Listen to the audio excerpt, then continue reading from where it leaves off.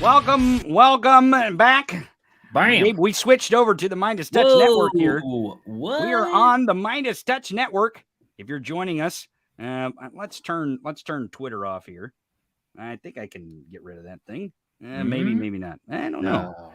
Oh my gosh. How ridiculous. There we go. I'm just trying to. There we go. Okay. There we go. Okay. So we're off Twitter. We're on the Midas Touch Network. Here on the Midas Touch YouTube channel. Thanks for joining us. If you're just tuning in, we have some covers that we want to share with you here on the Midas Touch Network. Gabe, can you copy that link and send it over to them so they have that link so they can start spreading that around the interwebs, the YouTube link? Can you do that for me? Yes, I can. On the Midas Touch. Yeah. Put that over there so they have that link. We are going to be holding the remarks from the President of the United States, Joe Biden, about the student debt relief program that he is going to release today. It sounds like that they're going to be delivering the remarks at the bottom of the hour. I'm not sure exactly how long those remarks are going to be. We'll probably stick around through this hour. We're going to have commentary coming in. Me and Gabe are going to provide commentary as best we can. We also are going to be joined, I think, by the Midas Touch, the Meiselas brothers, possibly Ben, possibly Brett. I don't know if Jordy's feeling well enough to join us, but they're going to be joining us here on the Midas Touch Network. Welcome everyone to our special coverage of the remarks for Joe Biden, President Joe Biden, as he's going to give remarks about the student debt relief today. I am Tony Michaels. This is my co-host and executive producer, Gabe Sanchez. Hello. So we're live here on the Midas Touch Network. Excuse me, we had to do this on the fly. Yeah. When you do live things like live streaming and stuff, you kind of got to do it on the fly. So we're trying to put it together here. He's asking about, he wants, can you make him a thumbnail to put it up there? Yeah. Well, after you told me, no, you don't need one. I mean, it's going to put one up is what I meant. Yeah. It's going to put one up. I'll switch it. But I mean, it kind of goes with what's happening. I don't know. It says Brandon cancels debt. So, I mean, that's, Yeah, well, I got to change it thumbnail, which means it changes for everything. Right. No. Just send it over here. I'll change it. I can do it on my end. Yeah. What? Yeah. But it's the same broadcast, the one from this morning. No. Right. But no, but if you change it just on that channel, just at the top, just on that YouTube, got it. It'll change it there. It'll only change it there. You just go to edit and that'll change. But don't turn it off because then, then we'll lose that. Yeah. Don't screw it up, Gabe. Or you can send it over.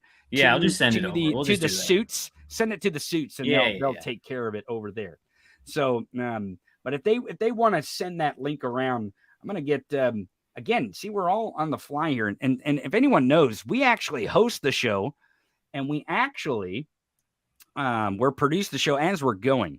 So if it seems like we're working and talking at the same time, that's exactly what we're doing. So let's put that there. Add banner. Let's see. There we go. See, there we go. Live. President Biden announced historic student loan relief here on the Midas Touch Network. Thank you for joining us. Thanks for everyone sticking around for the live coverage of President Biden delivering remarks on the student loan relief program. That is historic. I want to tell everyone who's joining us that I brought up this morning that there is going to be a very stark contrast today between in our history. The President of the United States, Joe Biden, is going to come out and he's going to deliver a promise to the American working class. He's going to make sure that they actually have debt relief in the form of their student debt relief. I believe that's very important. And it's contrasted by the former guy down in Florida who gets rejected by a federal judge because he kind of wrote this order half-ass himself. He's representing himself pretty much. And also he filed it with the wrong court. She knows he filed it with the wrong court. And that is the contrast here. You have a president of a party who is pro-democracy, who is delivering for the American people just as he promised he would do. It's not really that far off from what he said he would do on the campaign trail, Gabe. It's not even that far off. I mean, it is exactly what he said. He said he would do 10,000. He would also like to say he would also like community colleges to be free for people to attend.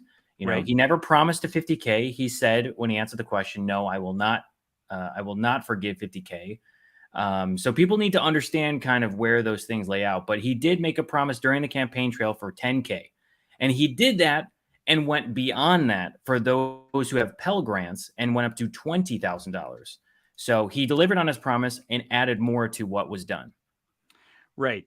Kim, I'm going to, let's see. I think we should pull let's see here. Let me share my screen. I want to pull that graphic up of what you're talking about there. Because I think that is getting a little confused. Some people are getting confused about what is actually happening with this program. This is actually the White House's copy of their document this morning that they're putting out for this program, forgiving the debt, $20,000 if you went to college on Pell Grants, and then $10,000 if you didn't receive Pell Grants. Okay. He's going there. So I'm going to see if they're going to join us. But Gabe, now you have personally, you're going to see some of the benefits from this. So tell us. I'm not. Oh, you're not going to. No, I'm not going to. Well, here. So for full context, like I am, or I was the recipient of Pell Grants. Okay. When I was in school, I received Pell Grants because my family did not make enough money. You know, we will actually, the way where our household income was, we were eligible for the recipient of a Pell Grant or Pell Grants. Mm-hmm. I, over time, have paid those off. And I wish I would have been on the receiving end. However, I'm not. And I am super grateful and I'm super happy for those right now who are able to receive those benefits of getting $10,000 to $20,000 removed from their loans and being forgiven. It is something that I feel like it is a rising tide that will lift all boats in this scenario. It is something, it's not injecting money into the economy. It is cutting costs for those people who need it right now, right? You know, we talked about it on the show earlier today, which is 59% of Americans, which is 81% of Republicans believe that this will cause an increase in inflation, which that is not the case here, right? Just the understanding of the fundamental understanding of economics in our country right now is reducing and cutting the costs of the loans that you took out as a student will not add to the inflation problem, right? We are saving money that will allow people to spend it on car payments, their rent, their mortgage, food, their children. Like these are things that will help go into the economy and actually boost what we have going on. So I, as a recipient of Pell Grants, super grateful for getting them. And I am super happy and grateful for those who are receiving the benefits of those cost reductions when it comes to their own grants. Because that's what it is. That's what it is. It's not a payment. It's a cost reduction of that cost. And the people that say, oh, I want a credit for the things that I paid off, I say no. You paid it off. Yes. It was hard work and you did it and I did it as well. But again, we should be hoping for the best for those within our own generation and those generations that are before and after us. And what I mean by that is I say that those people, we should be hoping that we make it easier for them to attend college, to pay off their loans, to make it easier to continue education, right? And so when I say that right now, I am very happy because again, we talked about on our show earlier today, Biden didn't need to do this, right? The economy is doing well. He didn't have to say, oh, well, you know what? You don't really need it right now. Right. No, we have record low unemployment. You guys got jobs. You can afford your student loans. Pull yourself up by your bootstraps type stuff. Right. Right. And I personally had to refinance my student loans twice in order to pay them off. And so it wasn't an easy thing at all. And I don't wish that on anyone. Right. Because the cost of tuition has increased exponentially over the inflation rate that we have, right? It's something that is just insane, especially for private institutions, and the cost of attending versus what you're getting on the receiving end as a result of your education. And so this is something that will greatly benefit not only the people who are getting those cost reductions by getting 10 to 20K forgiven, but also the people that will receive that money because they're deciding to then take those savings and spend it elsewhere in the economy. So this is one of those things that say it does have a lasting effect on more than just the person who is receiving the loan forgiveness. And I think a lot of people are like, oh, well, it's very selfish, one-sided, because like, oh, well, you're getting forgiven a loan. Why wasn't I forgiven a loan? Right. Well, look, you had Republicans in here who have been talking about all these other things to help you as a U.S. citizen, right? As someone, and it's just not. It is not something they want to do. Democrats are the only ones who are willing to go through, and we've seen that in the last month under Biden, right? PACT Act, CHIPS Act, the Inflation Act, right now reducing the helping student loans with their student loan forgiveness. This is something that only Democrats have offered to do. Republicans have stood by in an anti-American policy and said, we won't help you. We won't help you in any way that makes your life easier as an American living in this country. So this is, as someone who was a recipient of Pell Grants and who did have to refinance and who did have to pay off loans, I am so happy for those people who are now going to be getting the aid that they have right now. Well, and I am someone who paid off my loans.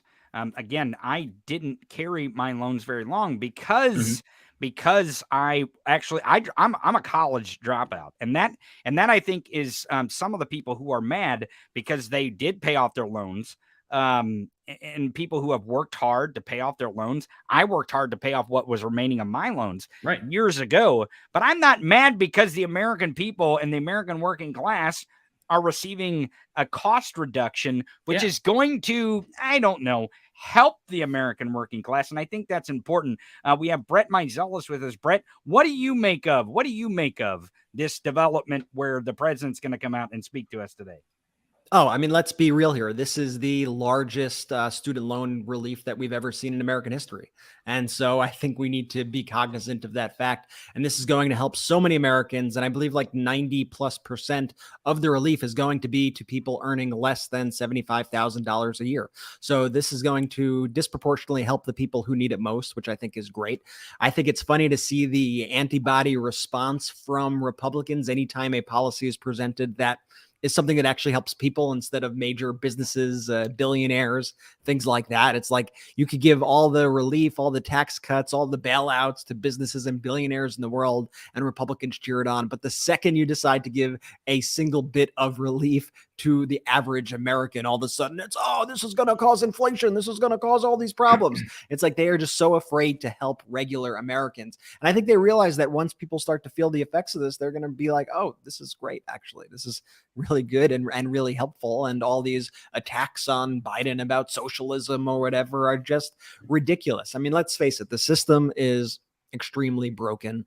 I'm curious to hear the details of this plan when President Biden lays them out, because what I don't want is I don't want to see a temporary benefit, that all of a sudden next year we still have the same problems and it just keeps going on and on and on. So what I want to learn and dig deeper on is how is this going to not just be a Band-Aid on the wound, but how is this actually going to heal the wound going forward and allow this not to happen again and again and put people in this cycle? Because what it does is when people are saddled with this student loan debt, they're not able to take the risks that are necessary for them to really go out there and succeed.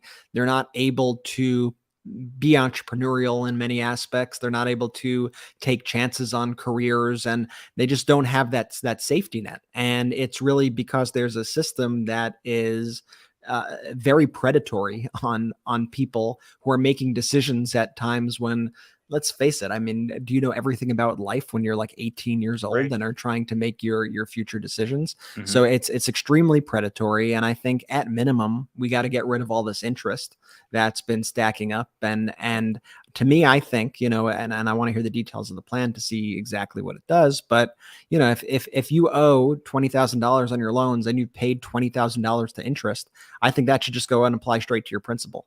I don't think people should be making exorbitant amounts of money off struggling students who need help and are just trying to better their lives here. Because that's the other thing too, is like, as someone who took out student loans, right, both Pell and private loans, like it is one of those things that really come to get you, which is like, where do you sit? Is it, variable interest, fixed interest? Like how high are those interest rates?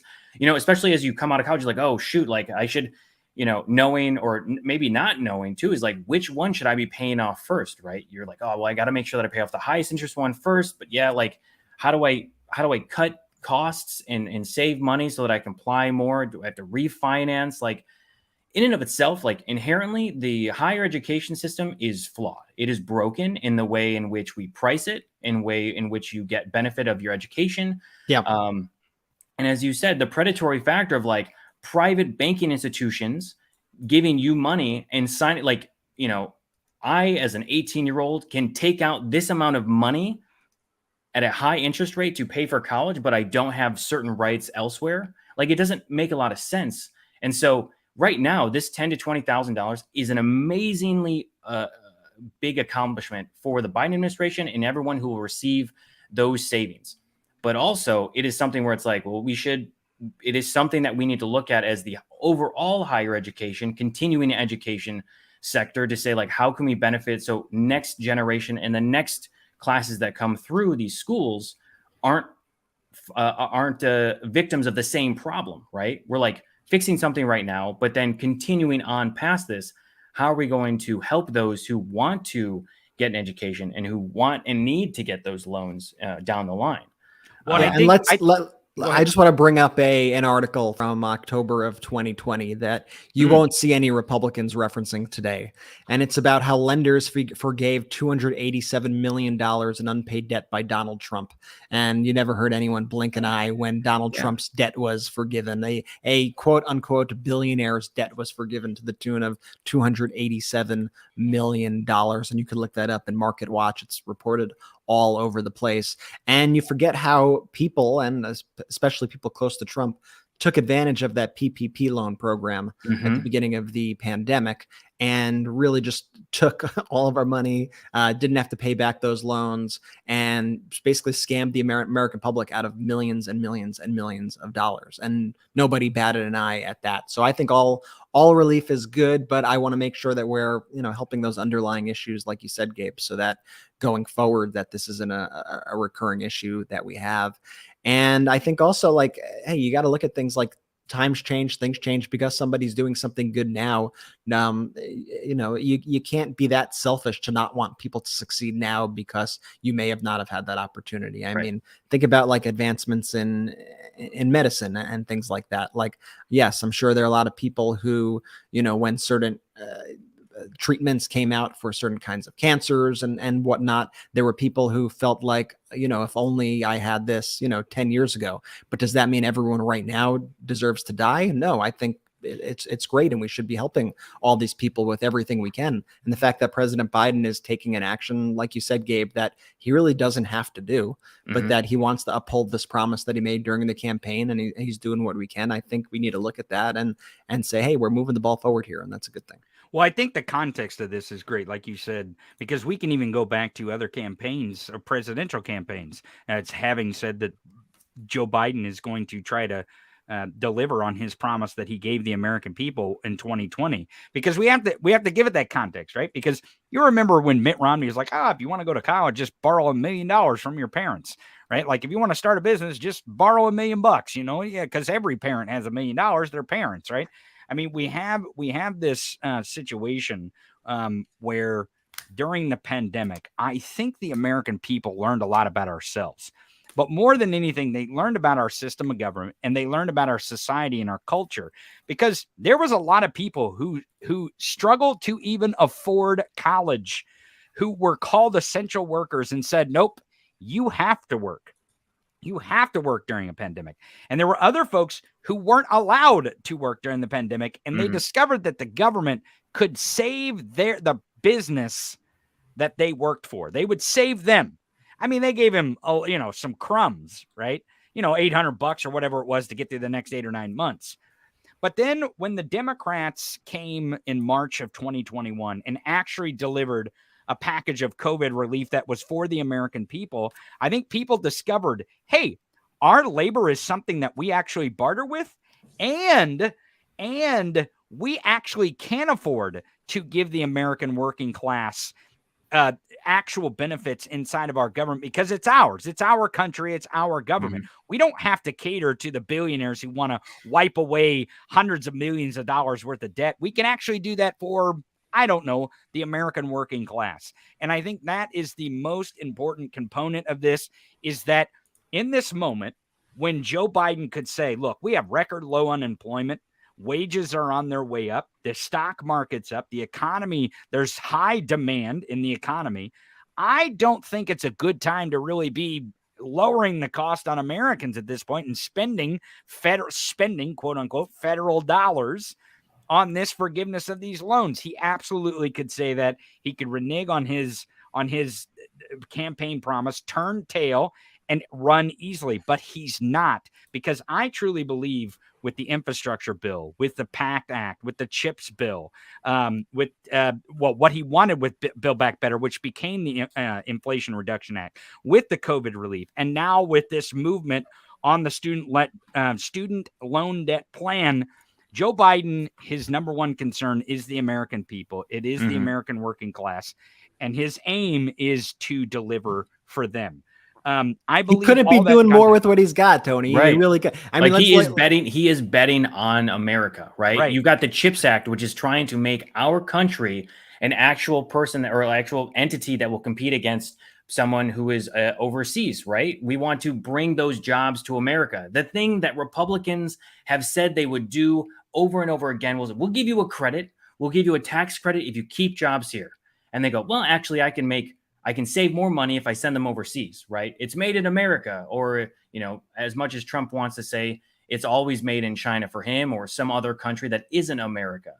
Well, all of his products are, to be fair. So that's right. Exactly. He's looking at it through that lens. I mean, let's just be real about how out of touch these people are. I mean, you still have Mitch McConnell to this day making statements saying that Americans are still living off the paychecks they received in the COVID Relief Act. He believes that people are still living off the $1,200 checks, the $600 checks. I mean, that isn't, if you really think that an average American is surviving on $600 for over a year or over really the course of a week or two, like right. that is so out of touch. And that's what they think of the American people. They just want to throw them crumbs while they're getting billions and billions of dollars in their corrupt relationships and everything that they're doing. And nobody calls them out on it. So we got to call them out on it. But I mean, I want to point you to this Brian Tyler Cohen post, which has a nice overview of a lot of those accomplishments we were talking about.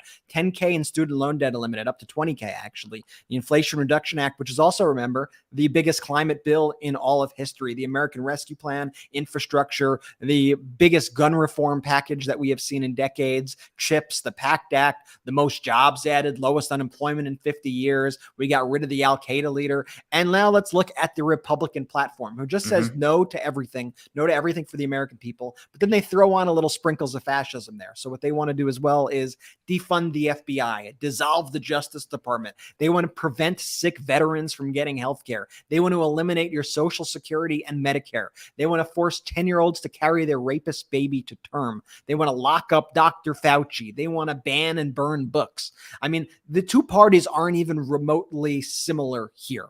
And so I think that's important as we head into the midterms with this renewed energy to understand the stakes and understand what Republicans are trying to do. They're trying to take away your freedoms. They're trying to take away everything that we have fought for in this country. And they try to house it in this term woke, which really just means to actually be aware to injustices and to want the world to be a better, more equal place. Ask them to define it. They can't, honestly, without sounding incredibly racist, because that's everything that they have brought forward is anti-American, right? They do not want to cross the aisle and help any American when it comes to democratic policies and bettering their lives and those that, they care for, right? They are unwilling to bring jobs to America. They're unwilling to help out people who have loans. They're unwilling to to help with healthcare. I mean, these are the infrastructure in which our country is built on. They are unwilling to do anything that is pro-American. These patriots, the people that say they are pro-America and they're patriotic and they will live and die and these colors don't bleed, bullshit. These Republicans will take any money they can from lobbyists and they will screw over the constituents that they were elected to represent. And they will not do anything. They will abandon them and take whatever money they can, financial incentive, and say, for those people that elected them, good luck. Nah, I'm not going to really care about you. And that's what it is at the core. I mean, even you brought up the loans that were forgiven for Trump. You look at the loans, the bailouts that were done for banks, the airline industry, and even despite them saying, do not do stock buybacks, they said, okay, we won't, and then did stock buybacks, and they said, we need more money. And when asked, where did the money go that we told you not to use for stock buybacks, they said, well, we did it for stock buybacks. No penalties. CEOs and corporate execs get golden parachutes and handcuffs. They're no problem whatsoever with those people from the Republican Party. And somebody astutely pointed out in the comments, also don't forget the trillions of dollars in tax cuts that Donald Trump gave to the rich. Right. Once again, no issues there. And by the way, like Biden is crushing it on the debt and the deficit. Like Biden is lowering the debt, lowering the deficit. More Democrats always do. They always do. This is a continuing narrative in this country. Republicans always put us economically in a rough situation. They always do. And because they're not looking out for the actual people in this country, Biden trusts the American people. I think that's really what this tell is today. Because as we're waiting here, I want to give everyone context. We're waiting for President Biden to make his remarks here at the White House on this student debt relief program that he's going to be talking about today. For anyone listening and joining us now, we're going to be soon going to the White House here for these remarks from President Biden. But I really think that people, they forget about that all the time, is that Republicans destroy everything. Look at any chart, look at any graph, any chart, just look at the raw numbers. It all shows it there. And by the way, we did an ad about this, but Donald Trump, before he became president, even said that the Democrats are better for the economy before he decided to become a Republican and run and pull one over everybody. And destroy the economy. Destroy the economy. Let's not forget, the Republican Party stands on this Christian platform. Right. And remember, Christians, what did the Christians say about forgiveness? I heard something about forgiveness. I've heard something about it's like, I will house, I will care for the sick. I will help you out in any ways that I can, because I will care for you as a fellow human being, not just a Christian. But are they really Christians? Right, are they but really they're not. Christians, but they're not. So, if we talk about forgiveness, they're willing to forgive their own sins to which they play victim for, and unwilling to help or forgive those who actually need it. I mean, here's the problem. Could anybody genuinely say this is fair? Can anybody say it's fair where, say, you have to take out $50,000 in loans for college, and many people are taking out much more than that. But then when you pay it back, you pay back your $50K and you've barely even paid towards your principal at all, because all your money has gone to interest. Is that fair? Is that fair? Not at all. Is it fair to take out a $50,000 loan and ultimately you end up paying over the course of your life, I don't know, $150K, $200K for that $50K? I mean, that's just bullshit. And I think most Americans understand that that's bullshit, understand that that's an unfair system that's stacked against them, that's just making other people wealthy at their expense, at them, and it's preventing them from being able to live their dreams and pursue all their ambitions and whatnot. And it's garbage. But I think, as we see the polls kind of shift, we saw a Reuters poll today show that President Biden's ratings were higher than they've been since before the summer. Well, and also the New York 19th. The New York 19th. Yeah, and I think you're seeing this. I think you're basically seeing now I'll call it the coalition of the normal.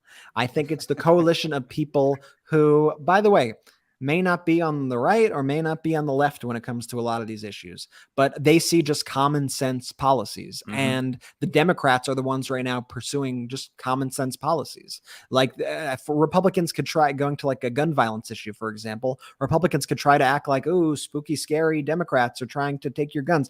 The center of the country, the middle of the country, most Americans something like 75-80% of Americans actually want common sense restrictions on guns. They want gun safety reform. I mean, that's not a radical issue. So I think you're getting all these people who are kind of more center-minded, but in our country, center-minded happens to be what Republicans think of as the far left, but people who want to have it's radical, Brett. Radical. It's very radical. It's radical to have health care. It's radical to be able to afford to pay for college. It's radical to be able to get insulin at an affordable price. It's radical to be able to get cancer treatment if you're a veteran who served our country. And I think we have Americans across the country right now being like, that shit doesn't sound very radical to me. Actually, that sounds like stuff I'm pretty into. So as a result, you're seeing people come out in waves like in the New York 19 election, where you have a Republican trying to hammer home, inflation, these economic issues that people realize are global issues that have been getting better each and every month as the economy is doing blockbuster jobs numbers and whatnot. And then you have the Democrat who very early on made the core of their campaign this notion of Republicans want to take away your rights, and abortion is a key issue. And most Americans want to not be have these crazy complete abortion bans whereby the government is mandating what you can do with your body. And so those things are resonating. People are waking up. We saw it in Kansas. We saw it in New York 19. And I think we're going to see a huge blue wave in November.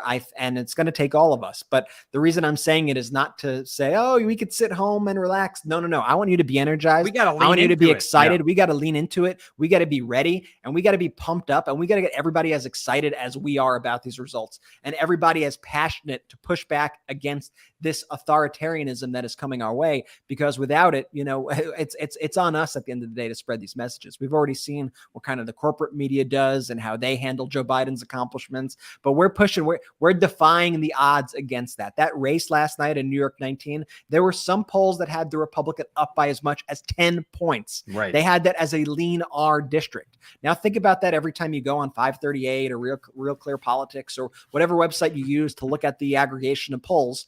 All those districts that are lean R by a few points, by +5, +6, guess what? Bullshit. It doesn't matter. It's not taking into account Rovember, which is what we call it here. Rovember, row your vote. We are coming for this. We are going to protect our freedoms and the freedoms of all freedom-loving Americans.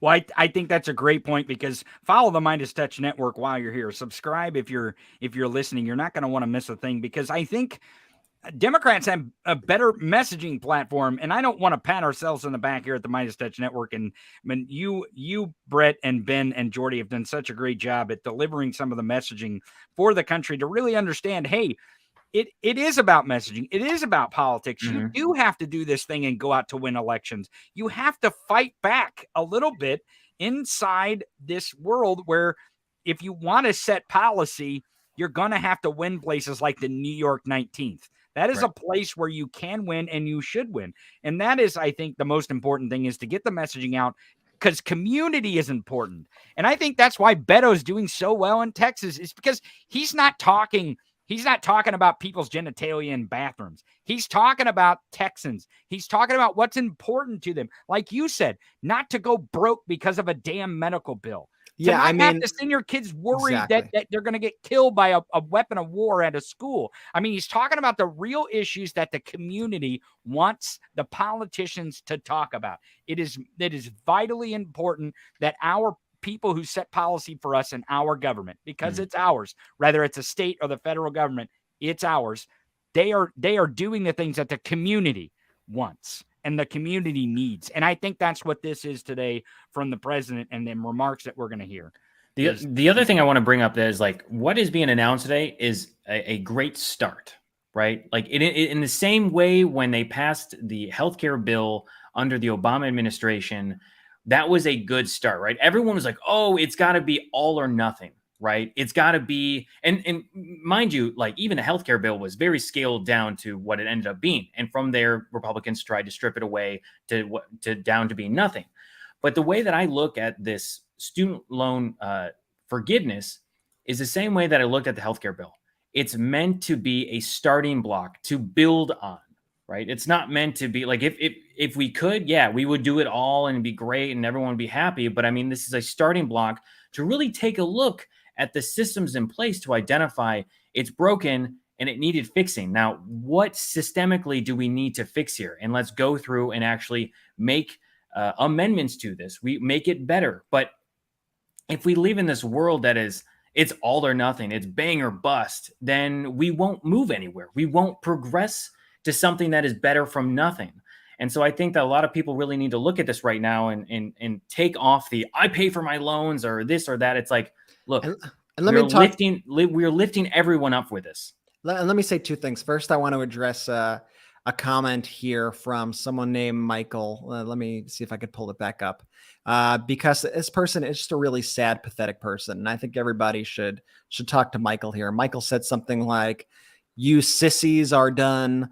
I lost it here, but it was something like, "You sissies are." Read it. "You sissies are never going to take our guns, and the FBI is done." See, this is just somebody in like a bizarre, weird MAGA cult world. Like, you're just not living in reality, and I feel bad for you. And I thank you for watching the MeidasTouch podcast, because maybe deep down you do want to get some truth and some facts. But let's be real: nobody is coming for your guns at all. All people just don't want kids to be shot up in schools. And if that's too much for you, then maybe you have to reevaluate your life choices. The FBI has done a lot of bad things throughout history. I'll give you that 100%. Here, they are going exactly by the book, and they are not injecting politics into this whatsoever. In fact, Donald Trump is the one injecting politics in this to try to say, well, look at how popular I am. You can't prosecute somebody as popular as me. That's injecting politics into this. And what our FBI agents are doing is, first off, they gave Donald Trump so much slack here. They gave him so many opportunities, dozens of opportunities to hand over these documents. He lied every step of the way. His attorneys lied every step of the way, and that's on him. He could have turned these back, and this couldn't have been an issue. But there's a reason why he's stealing those documents. And once again, if this was Joe Biden doing it, if it was Barack Obama doing it, if this was any president doing it, I hope the FBI would do the same exact thing. And I know that they would, because these are our top secret, the highest levels of classification of these documents. And the I like how you said our. I like how you said our, Brett. You said our top secret documents, because I think that's where the disconnect is here for these Trumpers and Trump himself, is he really doesn't fundamentally understand that the office of the presidency is ours. It's our office. We get to choose who's there for the 4 years, and sometimes it's 2 4-year terms in a row, but we get to decide about who is in our office. Now, we can have a lot. And those are our documents, Tony. That's right. Those are our documents that he's ours. taken. And when he invokes executive privilege, ironically, what he's also doing there is he is saying that the documents that he had were property of the U.S. government that he took. So he's actually admitting to his crimes when he says that. And he does not have executive privilege. The executive is President Biden. The executive is the current administration. Our office. In our office. And those documents are our documents. So he is stealing from you, Michael, if you're a real human being. But another note I wanted to read is a quote that I saw that resonated with me the other day from somebody on Twitter, where they said, voting isn't a marriage. It's public transport. You're not waiting for the one who's absolutely perfect. You're getting the bus. And if there's not one to your destination, you don't just hop on the one heading in the opposite direction. And so, going back to what Gabe was saying, like, we constantly want to be heading in the correct direction, and Democrats are constantly trying to take us in that correct direction. And our country is so divided and polarized in many ways, but most of our country wants to be heading in this better direction of affordable drug prices, of people being able to get the health care they need, people being able to pay off student loans. That's the direction where Americans want to be heading in. And so when we hear a lot about also like these polls that say, 80% of people say America's heading in the wrong direction, including 75% of Democrats. And I want to know the next answer. Okay, who's taking us in the wrong direction that they are scared of? And inevitably, I think what you're finding is people, like, if you ask me that question, I'd probably say the same thing, because I see the direction that these Republicans are taking us in, the stripping of our rights, the ending of Roe v. Wade, things like that. And I say, yes, we are obviously heading in the wrong direction because of Republicans. And so we need to overcome that. And that's what's on the line here. And we need to be the people who are pushing us in the right direction. And you can't always be going, well, I need to have the perfect person to do this. Or if the policy is not 100% there, I'm not voting for them or whatever. Because then guess what? You are handing a vote to the Donald Trumps, to the DeSantises, to the Marjorie Taylor Greens. You are giving them the power. And what they will do with it is they will take us hard in the opposite direction. And then it's going to be that much harder to get back the way that we want to go. And that's what we saw with Trump. And now we're recovering from those years, which took us so far in the wrong direction, that piece by piece, we are piecing back together this country. And President Biden has done it in the face of unprecedented opposition here. Right. Well, the other thing that I think he's done, and again, I don't toot Biden's horn a lot, and I probably should do it more, but really, honestly, he's done it in a way that has kind of ignored like the social network and the yelling and screaming and the noise, right? Like he could have gave into this gas price thing. He could have gave into all this other noise that was being created by the right machine the far right monster that is that media machine. He could have gave into that. The media really gave him a tough time. Oh, how is Donald Trump being served a search warrant for top secret documents? How is that bad for Biden? Like, what the hell are you talking about? Like, he could play into all that. He could be tweeting about this. He could be sitting down on the toilet, really rage tweeting, but he hasn't. He gets up every morning, he puts on his shoes, and he goes down to our office, which he knows that he's working for us in that office, and he's doing the things that he thinks is best for the American people. Now, I think that there are several things that he will fall short on. I absolutely believe that Joe Biden will not do everything that he absolutely wants to do for the American people. But I think he gets up every morning knowing that this is democracy. He gets up every morning understanding what is at stake, not just for our security, but also for us economically and socially. Like, we are headed in a direction that we don't want to go. And I am trying to give the American people the actual opportunity to take their country and take their democracy to a whole nother place, to a place where equity, equality, and liberty is achieved through democracy, because I believe he believes in those core principles. Mm-hmm. And that is the difference between the vote that happened in 2020 is that people chose decency. The bar was that low, but we actually had someone who had the decency to care about the American people. And I think his statement today will show that, because he's done it time and time again. He's gotten so much flack, and he does something and he shows his decency, he shows his empathy, and he shows that he does care about our democracy. And he's really very talented at knowing kind of how Washington works. I mean, well, he's done it for a long time. He's done it for a long time, and you could knock him for that and say he's a product of Washington, which is often a thing, but he knows how to get shit done in Washington, like he does. And I think that's showing with all the legislation that he has been able to pass. I mean, nobody thought that he would get the Inflation Reduction Act passed. Nobody thought Joe Manchin would come around. I don't mean to interrupt. We're going to have the president, I think, here in a second, because it looks like they just put the speech on the podium. So I want to give everyone an idea. Again, we're on the Midas Touch Network here. Please follow and subscribe to the Midas Touch Network here. If you're joining us, if you're just joining us, we are going to be covering the student loan forgiveness plan and Joe Biden's remarks on that plan. It looks like they just came out with the speech in a folder and put it on the podium. I'm keeping an eye here. So we're really watching these remarks here as we deliver them to you. I didn't mean to cut you off, Brett. I just wanted to No. That's a great update. I'm really excited for President Biden to speak. I think this is a big moment, and it's another win in a streak of Biden wins. I mean, Dark Brandon is absolutely crushing it. He's slaying the naysayers. Right. And I want to bring also attention to this new tweet from Cap Action, which is a brilliant response to these Republican comments about, basically pay back all your loans, no matter what the interest is. This is a bailout. This is a handout. It's a brilliant tweet. I'm not sure if you're able to pull it up in Cap Action, but it's Republican members. If you put the link in the private chat there, I can pull it. I'll do that for you. So it's Republican members of Congress whose PPP loans were forgiven. Matt Gaetz had $476,000 of PPP loans forgiven. Marjorie Taylor Greene had $180,000 of PPP loans forgiven. Greg Pence, Mike Pence's brother, $79,441 forgiven. Vern Buchanan from Florida, $2.8 million in PPP loans forgiven. Kevin Hearn, over $1 million forgiven. Roger Williams, $1.43 million. Brett Guthrie, $4.3 million. Ralph Norman, $306K. Ralph Abraham, $38K. Mike Kelly, $974K. Vicky Hartzler, $451K. Mark Wayne Mullen, $988,000. Carol Miller, $3.1 million in PPP loans forgiven. So you know what? I do not want to hear one damn thing from these Republicans about people getting $10,000 in student loans forgiven. Because if they're allowed to take $3+ million for themselves, I think it's okay when the average American finally gets the relief that they need. It's just so hypocritical, and it shows you really where their interests are. Their interests lie with padding their bank accounts and helping their billionaire friends, which is why it's so rich whenever these people, pun intended, speak out against this sort of thing. When you have people who are constantly looking for ways to defraud the system. If he hasn't made a comment yet, I'm sure like a guy like Rick Scott will make a comment. Here comes the president. I think he's going to be coming in here any minute here. Let me see if I can.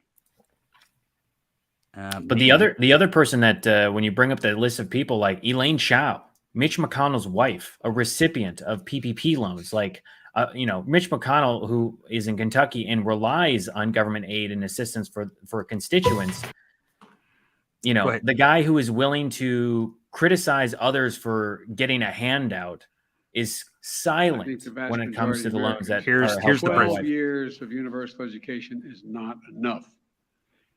And that we're going to be outcompeted by the rest of the world if we don't take action. But here's the deal.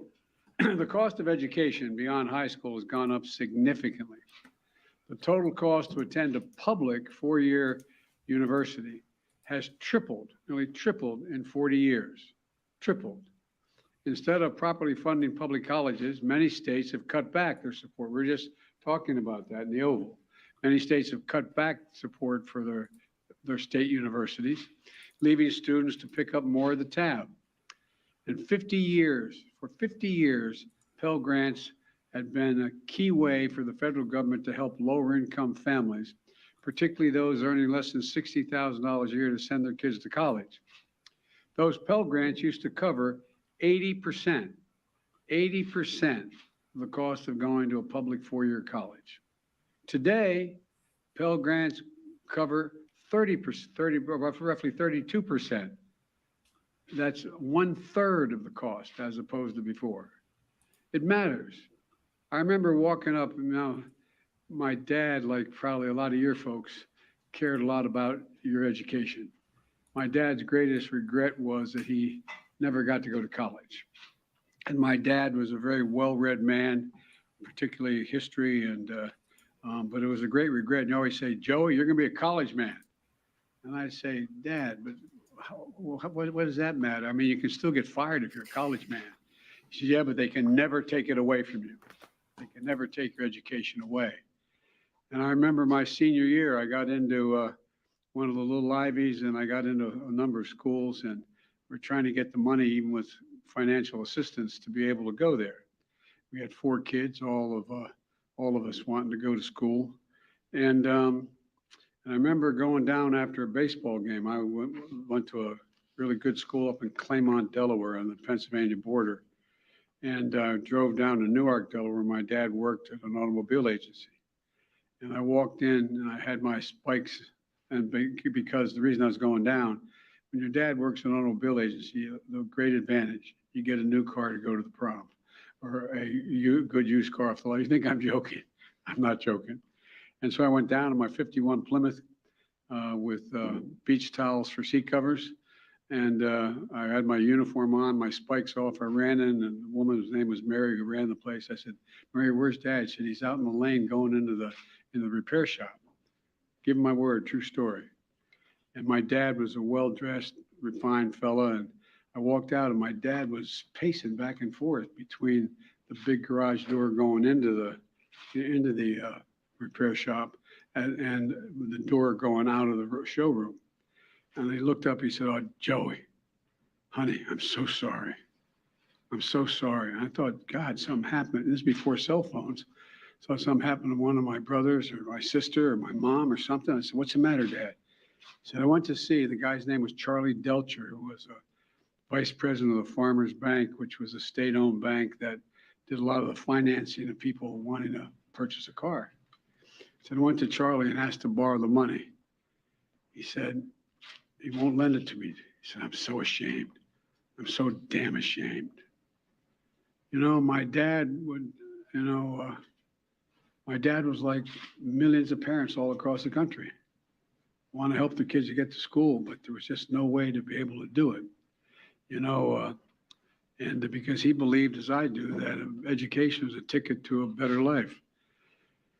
It's something Jill and I, Kamala and Doug, we understand deeply. I'm sure the vast majority of you do as well. But over time, that ticket has become too expensive for too many Americans. All this means is an entire generation is now saddled with unsustainable debt in exchange for an attempt, at least, at a college degree. The burden is so heavy that even if you graduate, you may not have access to the middle-class life that the college degree once provided. Many people can't qualify for a mortgage to buy a home because of the debt they continue to carry. They carry, it's too high. They can't come up with the down payment anyway. A lot of folks are even putting off starting families because of the cost. And the dream of starting their own business is just way off in the distance with the debt that so many are saddled with.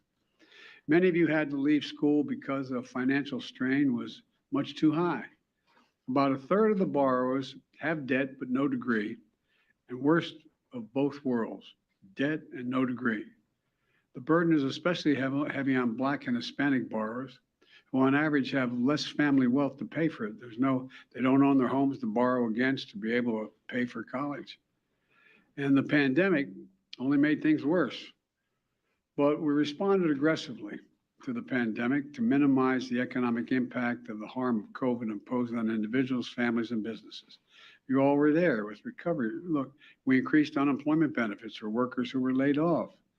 We provided loans to small businesses so they could stay afloat and take care of their families and their employees. We provided assistance to people to put food on the table. Remember those long lines you guys would all film of cars, decent looking cars, not jalopies, nice cars, just waiting for a box of food to be put in the trunk in the United States of America, waiting for over an hour to get food in a trunk.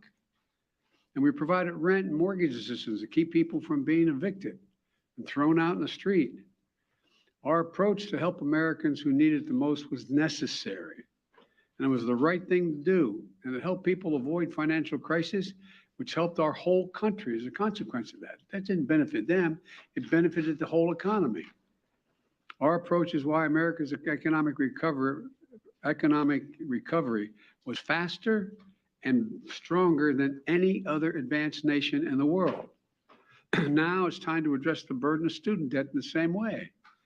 Working closely with the Secretary of Education, he's got the hard job, Secretary Cardona. Here's what my administration is going to do to provide more breathing room for people so they have less burden by student debt. And quite frankly, to fix the system itself, which when we came in, we both acknowledged was broken in terms of, anyway. There are three key factors what we're going to do today. First, we've made incredible progress advancing America's economic recovery. We've wound down pandemic relief programs like the ones on unemployment insurance and small businesses. It's time we do the same thing for student loans. Student loan payments pause is going to end. It's going to end December 30. I'm extending to December 31st, 2022, and it's going to end at that time. It's time for the payments to resume. Second, my campaign for president, I made a commitment. That would provide student debt relief. And I'm honoring that commitment today. Using the authority Congress granted the Department of Education, we will forgive $10,000 in outstanding federal student loans. In addition, students who come from low-income families, which allowed them to qualify to receive a Pell Grant, will have their debt reduced to $20,000. Both of these targeted actions are for families who need it the most. Working and middle-class people hit especially hard during the pandemic, making under $125,000 a year. You make more than that, you don't qualify. No high-income individual or high-income household on top of the 5%, in the top 5% of incomes, by the way, will benefit from this action, period. In fact, about 90% of the eligible beneficiaries make under $75,000. family. Here's what that means. If you make under $125,000, you get $10,000 knocked off your student debt. If you make under $125,000 a year and you received a Pell Grant, you'll get an additional $10,000 knocked off that total for a total of $20,000 relief. 95% of the borrowers can benefit from these actions. That's 43 million people. Of the 43 million, over 60% are Pell Grant recipients. That's 27 million people who will get $20,000 in debt relief. Nearly 45% can have their student debt fully canceled. That's 20 million people who can start getting on with their lives. All this means people can finally crawl out from under that mountain of debt, to get on top of their rent and their utilities, to finally think about buying a home or starting a family or starting a business. And by the way, when this happens, the whole economy is better off. In the coming weeks, the Department of Education will lay out in detail a short and simple form to apply for this relief, along with information when this application process opens. By resuming student loan payments at the same time as we provide targeted relief, we're taking an economically responsible course.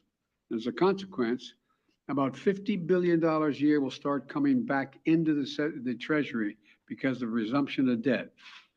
Independent experts agree that these actions taken together will provide real benefits for families without meaningful effect on inflation. Let's be clear. I hear it all the time. How do we pay for it? We pay for it by what we've done. Last year, we cut the deficit by more than $350 billion. This year, we're on track to cut it by more than $1.7 trillion by the end of this fiscal year, the single largest deficit reduction in a single year in the history of America. And the Inflation Reduction Act is going to cut it by another $300 billion over the next decade, because Medicare will be paying less for prescription drugs, and over $1 trillion we added out for the next 2 decades. The point is this: there is plenty of deficit reduction to pay for the programs, cumulative deficit reduction to pay for the programs many times over. I will never apologize for helping Americans, working Americans, middle class, especially not to the same folks who voted for a $2 trillion tax cut that mainly benefited the wealthiest Americans and the biggest corporations, that slowed the economy, didn't do a hell of a lot for economic growth, and wasn't paid for, and racked up this enormous deficit. Just as we've never apologized when the federal government forgave almost every single cent of over $700 billion in loans to hundreds of thousands of small businesses across America during the pandemic. No one complained that those loans caused inflation. A lot of these folks in small businesses are working in middle-class families. They needed help. It was the right thing to do. So the outrage over helping working people with student loans, I think, is just simply wrong, dead wrong. Third thing, we're fixing the student loan program system itself. We've talked about this at length. This is really important.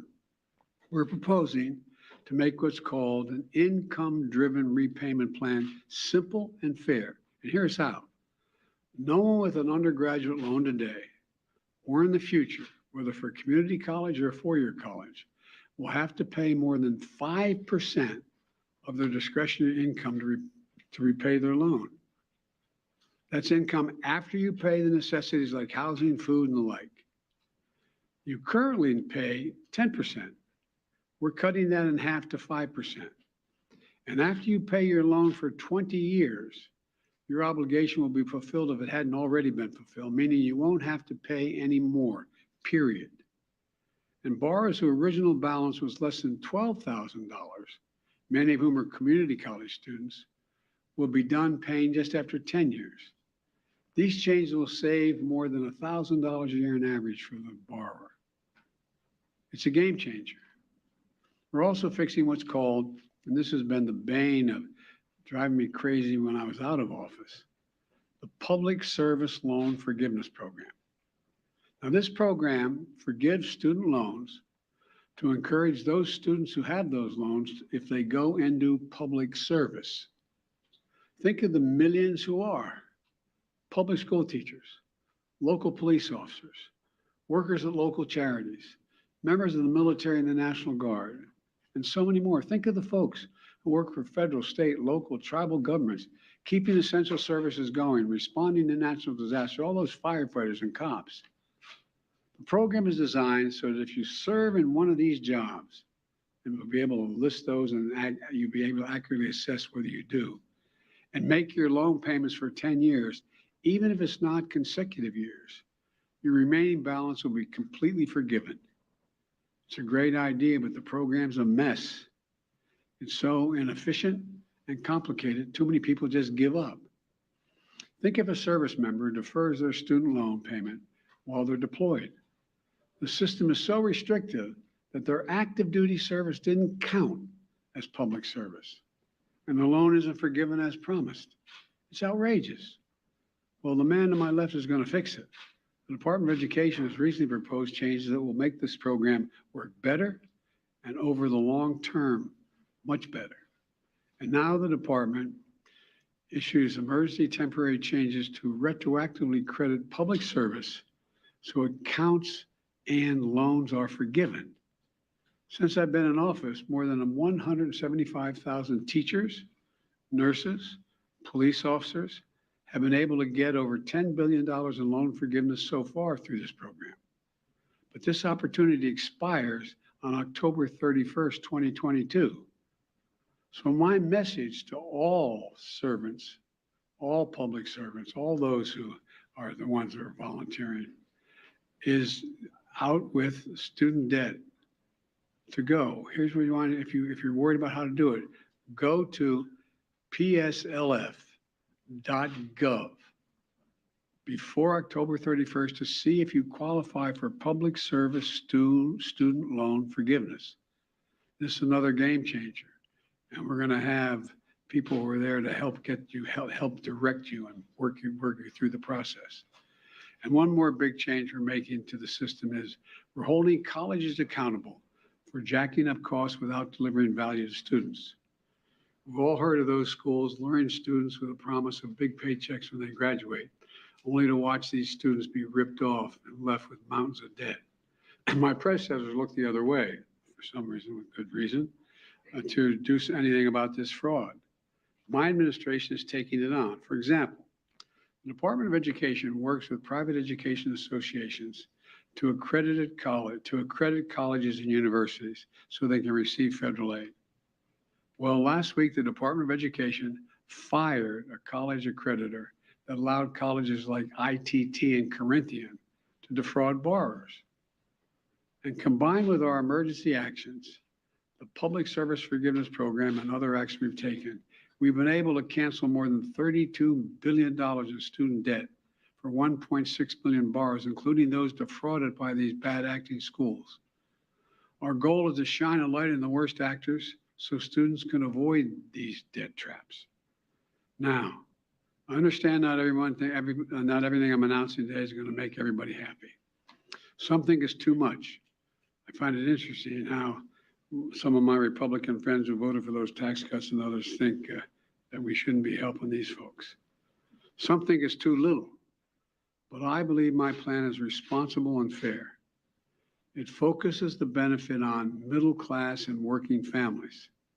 It helps both current and future borrowers, and will fix a badly broken system. These actions build on my administration's effort to make college more affordable in the first place. It includes unprecedented investments, nearly $6 billion in historic Black colleges and universities, much of which is focused on pandemic relief to help students cover tuition and other costs so they can stay in school. And I must be honest with you, I'm going to continue to fight for doubling the Pell Grants. I didn't get that done this time. Let me say it again. 12 years of universal education is not enough. I'm going to continue to work for universal pre-K for every 3- and 4-year-old and universal community college for education beyond high school. Let me close with this. I ran for office to grow the economy from the bottom up and the middle out. Because when we do that, everybody does better. Everybody does well. The wealthy do very well. The poor have a way up, and the middle class can have breathing room. And that's going to help America win the economic competition of the 21st century, because much of my time is spent, how do we remain the most competitive nation in the world with the strongest economy in the world, with the greatest opportunities in the world? That's what today's announcement is about. It's about opportunity. It's about giving people a fair shot. It's about the one word America can be defined by: possibilities. It's all about providing possibilities. We're going to have a lot more to say about this. There's a lot of material that's going to be put out as to how this is being implemented. And I want to thank you all, and God bless you all. Thank you, thank you, thank you. Mr. President, how much advance notice did you have? So there we have the President of the United States. I didn't have any advance. He's going to be taking some questions here, so we're going to listen to a few. Oh, no, he's not going to take questions. He's going to walk out here and not take any more questions, especially when it has to pertain to do with Mar-a-Lago. Gabe, there's a few notes that I want to talk about here as we exit here from the press conference about student debt relief. He said bottom up and middle out. That's just what we were talking about on our show earlier. Now, bottom up and middle out. He really does seem concerned with the American people. That seems to be at the forefront of his mind when he's developing this program. I want to give you a contrast here of something. He talked about the Department of Education, because all this comes from the Department of Education. Mm-hmm. The Republican Party, the QAnoners, the GQP, the America First fascists who are running around having Nazi rallies everywhere, talking about destroying our democracy because they want to abolish, is their word, the Department of Education. Right. Here, President Biden lays out a third of the debt that is actually out there that this is going to affect. People have no degree. So they went and they took out debt with no degree. Also, the Pell Grants aren't just for low-income folks. They are also for people coming out of high school. They are also low-income folks who are trying to enter back into an economy where they can have a degree. So they get out of high school, they have a job for a long time, they have a family, and they're trying to one-up themselves in the economy, trying to do better in the economy by going and getting a degree. So those people actually receive Pell Grants, as we mentioned on our show, the Tony Michael podcast before. 43 million, the president said, 60% of those Pell Grants. So 43 million people actually have student debt in this country, but 60%. That is a huge number of people who are receiving Pell Grants, meaning that they don't really have the funds to afford to go to college in this modern day. That's what that indicates. And I think the important thing to remember here is that when people say like, oh, you should be able to pay back your student loan that you took out. Okay, the comparison that is made from those people, like the GOP, right? You've got Jim Jordan making these statements. The thing to keep in mind is that the cost of education was significantly less than what it is now. And again, it has exponentially risen over the rate of inflation year over year over year over year, especially for these private institutions. So that is something to remember, that like, oh, well, you can just pay it off. Well, it's not the same as if, years ago, when we were in school, or our parents were in school, or their parents were in school. Like, the cost of education has exponentially grown over the rate of inflation in this country. And it has made it more and more difficult for people to afford and then pay off those loans, especially as interest rates rise. Well, that's an important point, because the president also said in this program that the actual maximum amount that you will pay for your loan each year is going to go from 10% of your discretionary income, which means after your expenses, your mortgage all that kind of stuff, will go from 10% to 5%. So it's going to be cut in half. So it's not just going to be loan forgiveness. Yeah. This program is just not loan forgiveness in an amount, because 45% of the loans that are out there will be gone because of this program. So they won't have to be saddled with that burden of knowing that debt is there. But the most important factor is not only will all those people be able to now use that money in other ways in our economy, which will grow our economy, because that's how economics work here in a liberal democracy where we practice capitalism, but also give the people who are still going to be paying payments. This is important. The people who are still going to be paying towards their student loans are going to have some of their payments cut in half. So that leaves more discretionary spending to go back into our economy to help the American people. Right. And I want to also mention one other thing that I think is very impressive with this program is the 10-year, 20-year rule, because Biden also mentioned that they want to implement this 20-year gone rule, which means if you pay on your student loans for 20 years, no matter how long you pay for it, it doesn't matter. It's gone. Yep. It's gone at that point. You paid 20 years of your life towards 5%. And I think that's why he said it there, because he kind of mentioned this after the 5% rule. So going from 10% to 5%, what Joe Biden's saying to the American people, I think the president of the United States is saying, I think if you pay 5% of your discretionary income every year towards your education, that should be enough to say that you've done and paid your debt for that education. And I think that's very important when he's talking to the American people, saying these things. Yeah, no, I think it is incredibly important. Again, going back to this, bottom up and middle out, right? Like, you have to be looking forward how to help the American people, right? The middle class and those who are in the lower class area. Like, you have to be looking out for those people, because those are the people that are working in this economy, right? Generating the stimulation within the economy. Those are the people that matter. And those are the people that we should be looking out for in any way that we can. Just because it's 10 to 20K right now from, 10 for private and 20 for Pell Grants, like he even said, there is more that I want to do. But we need to remember the most important thing out of all of this, not only because going from 10 to 5% is a big fucking deal. Okay, I'll just say that. That is no small thing.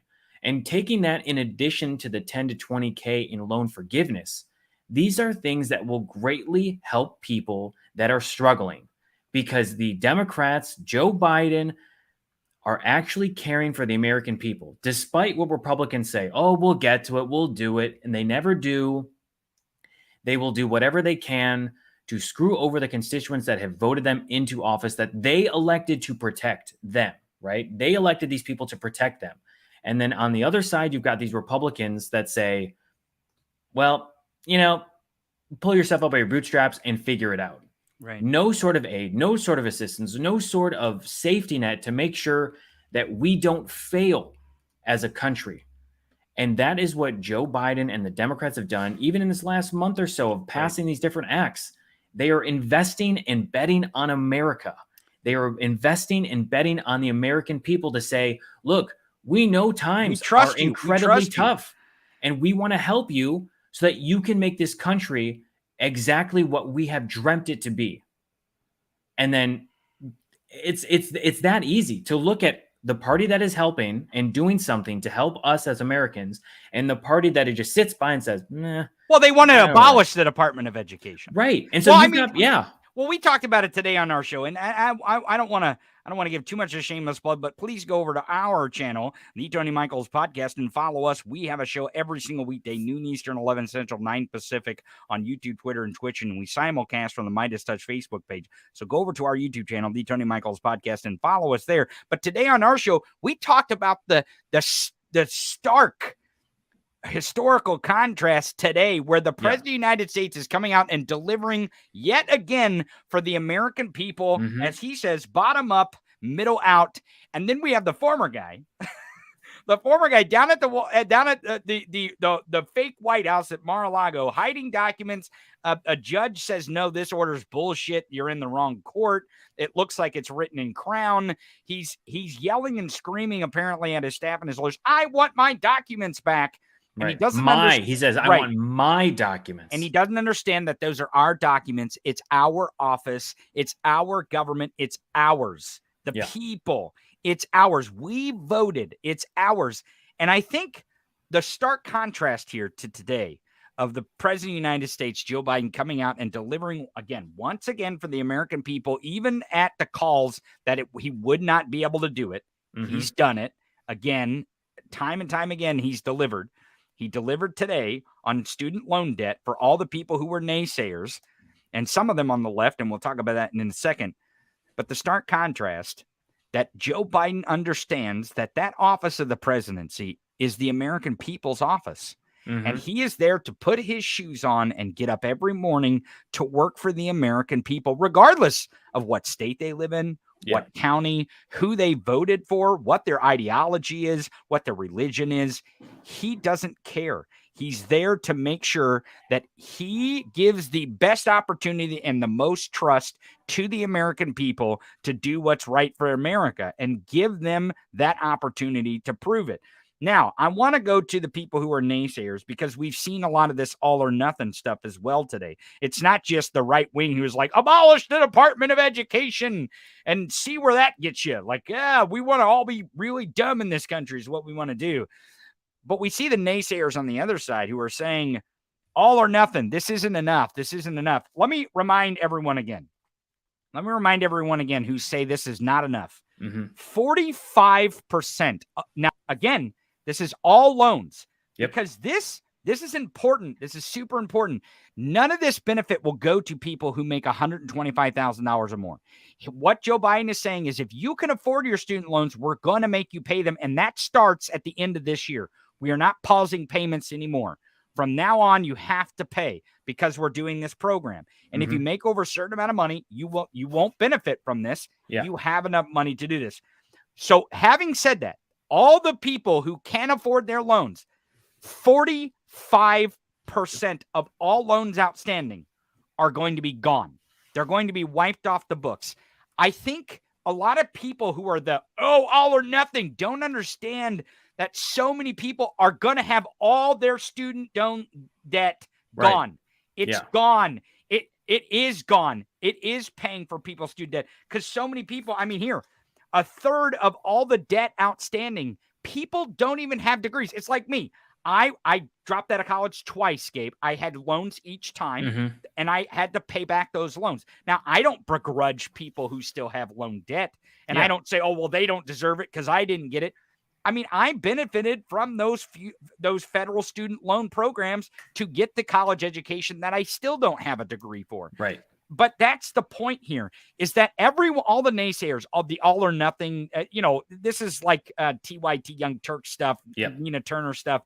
They say all or nothing. It's not enough. But if you look at what is actually going to do, it really is a lot. It's a lot. 45%, it will make a huge impact. 45% of all loans are gone. And that is the most important. And it's affecting the lowest income of people in this country, the people who trade their labor. They count on getting these educations to go from making minimum wage to actually having a livable wage in this country, which is another thing we need to tackle. But right now, this is a step towards that direction because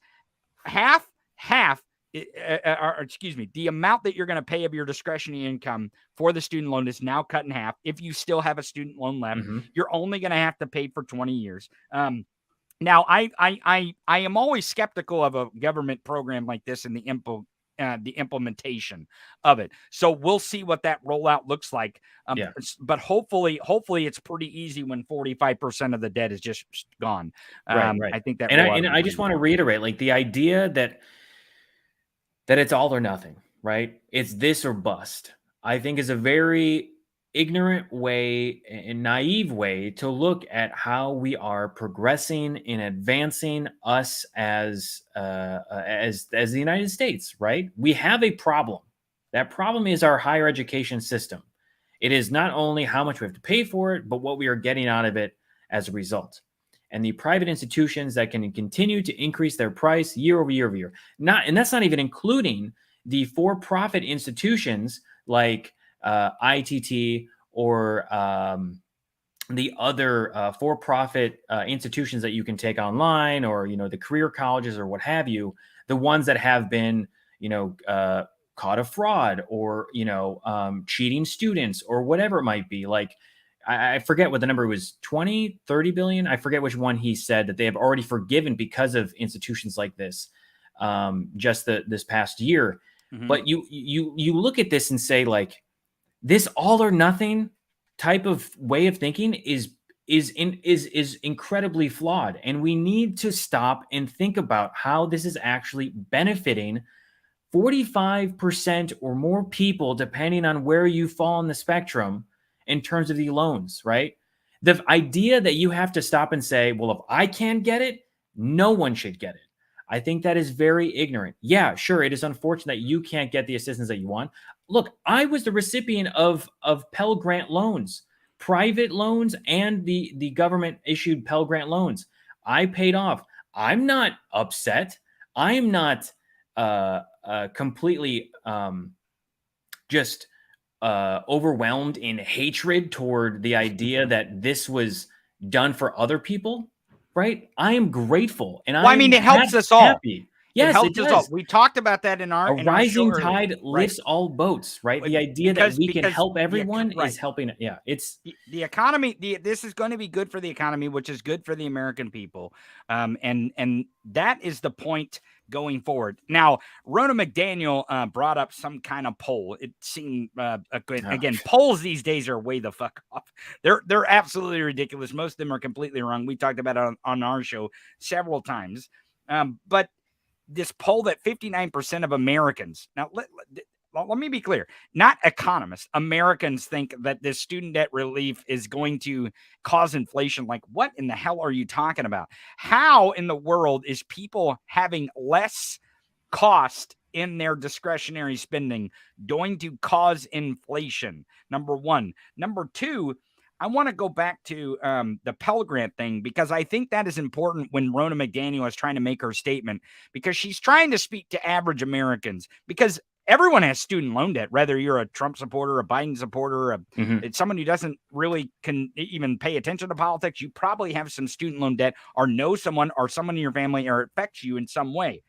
Back to the Pell Grant thing, because I think a lot of people want to make sure community college and stuff is free. And I think we should work in that direction. But this actually works in that direction, if you think about it, because if you have Pell Grants, that 20-year rule actually turns to 10 years, right? Which most Pell Grants are done at community colleges. And that reason why is because they are lower income people. So they can't afford to move halfway across the country. They can't afford to move to a big city and afford to live in a big city to go to a big university. They have to utilize community colleges and tech schools to do that. And I think that's important when you talk about we're stepping from they have to pay back all their student loan debt to 5% of their discretionary income, cutting that in half from 10%. And then all they'll have to pay if they receive Pell Grants is 10 years and they're done. So, yes, we're not quite where we'd like to be with community colleges, because I really do think Pell Grants and community colleges, the grant should just be your education, not the money. Right. And but we're stepping in that direction. Even Biden said during the campaign trail, he said, I wish for community college to be something that is free. Like the idea that you have to pay for community college. And again, we talked about on our show is like, states have certain rules in place in terms of if those costs are covered, right? That's on a state level, but on a federal level is something inherently different, right? Something that Republicans won't want, because they don't want people, they don't want educated people.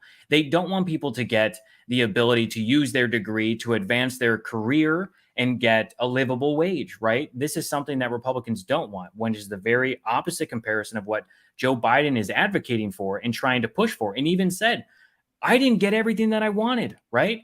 I believe in education for 3 and 4-year-olds, and I believe in continuing education. I believe that you should have the ability to go to where you want to go and not have to pay out of the ass for these costs, right? And not have to, because the other thing too is we talked about with Brett earlier on the show is like the fact of getting a loan of $50,000. And by the end of that loan repayment period, 20, 30 years, whatever it might be, you're paying $150,000 in total, like principal on interest or interest on principal. Like that idea is insane that you're like, now you have to say, take this loan for $50K. But by the end of it, what we don't tell you is that if you pay the interest on all these things for the longest amount of time, you're actually paying 2x or 3x or whatever it might be, based on what you originally borrowed to get that education for. So like that is broken. And I just want to point out the system, the higher education system and how we pay for it, right? It is broken. It is inherently broken. It does need to be fixed. But these small changes are going to help people along the way. Right. It's a step in that right direction, Right. like we said earlier. And I think as we reflect here, because thank you for joining us for the special coverage here on the Midas Touch Network and sticking around on our show. Gabe, we proved that we can do 3.5 hours now. Our audience is going to be like, hey, you've done 3.5 hours, because we do 2 hours every single weekday, Monday through Friday, noon Eastern, 11 Central, 9 Pacific on YouTube, Twitter, and Twitch, and simulcasting from the Midas Touch Facebook page. So don't forget to go over and follow our channel over on YouTube, The Tony Michaels Podcast, but also follow the Midas Touch Network here for all your special reports that we bring to you. Gabe, we're going to have these hearings coming up. You know what hearings I'm talking about, the January 6th select hearings, and we'll be airing live here on the Midas Touch Network. We'll be covering those hearings as they announce them. Right, so don't go anywhere. Make sure you stay tuned. Set the bell notification, because we have all kinds of breaking news stories coming to you from the Midas Touch Network and all the personalities and characters we have over here. We got Ben Meiselas, Jordy Meiselas when he gets better.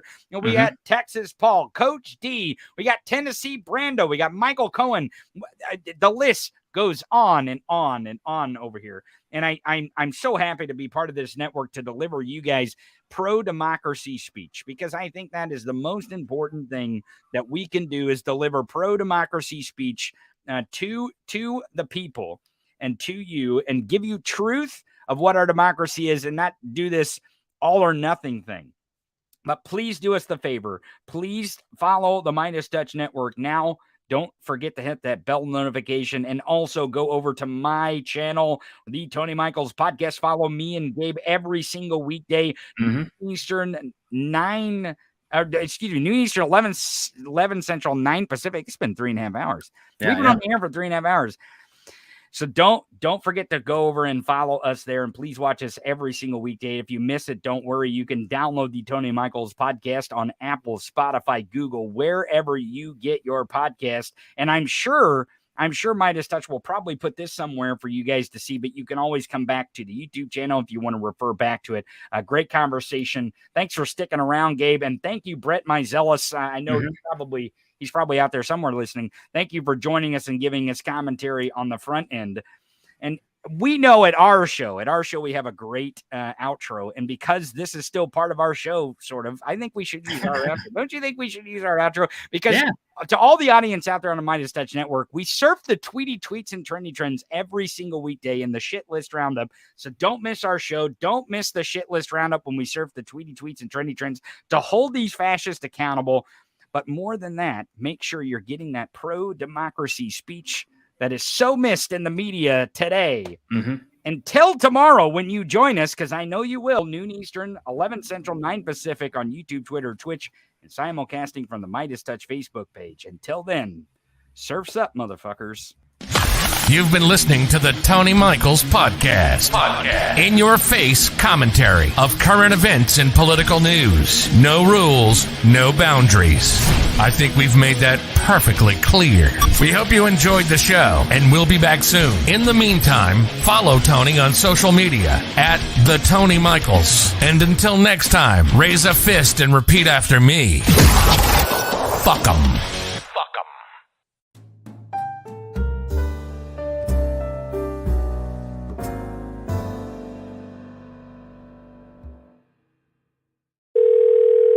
Murphy's Mule Barn, head ass speak.